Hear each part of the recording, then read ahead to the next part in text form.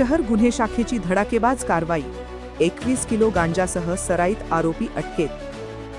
सोलापूर शहर गुन्हे शाखेने अंमली पदार्थांविरोधात मोठी कारवाई करत गांजाची लागवड करून विक्री करणाऱ्या सराईत गुन्हेगाराला अटक केली आहे।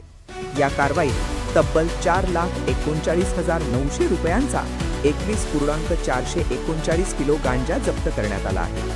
दिनांक 30 मार्च 2026 रोजी वरिष्ठ पोलीस निरीक्षक अरविंद माने यांच्या मार्गदर्शनाखाली पोलीस उपनिरीक्षक मुकेश गायकवाड व त्यांच्या पथकाकडून गस्त सुरू असताना थोबडे वस्ती जुना देगाव नाका परिसरात एक इसम संशयास्पद हालचाली करताना दिसून आला।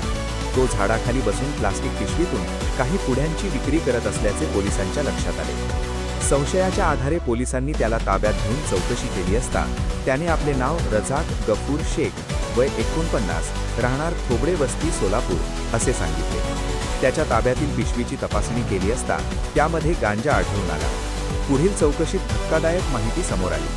आरोपीने स्वतःच्या घराच्या परिसरात 59 गांजाच्या झाडांची अवैधरित्या लागवड केल्याचे उघड झाले। पोलिसांनी तात्काळ छापा टाकून झाडे उपटून जप्त केली।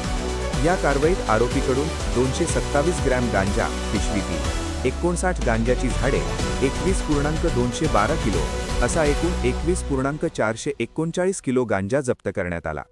या प्रकरणी फौजदार चावडी पोलीस ठाणे सोलापूर येथे गुन्हा नंबर 287/2026 अंतर्गत NDPS ऍक्ट कलम 20A 20B अन्वये गुन्हा दाखल करण्यात आला आहे। ही धडाकेबाज कारवाई पोलीस आयुक्त M राजकुमार, पोलीस उपायुक्त गुन्हे डॉक्टर अश्विनी पाटील, सहाय्यक पोलीस आयुक्त राजन माने आणि वरिष्ठ पोलीस निरीक्षक अरविंद माने यांच्या मार्गदर्शनाखाली पार पडली।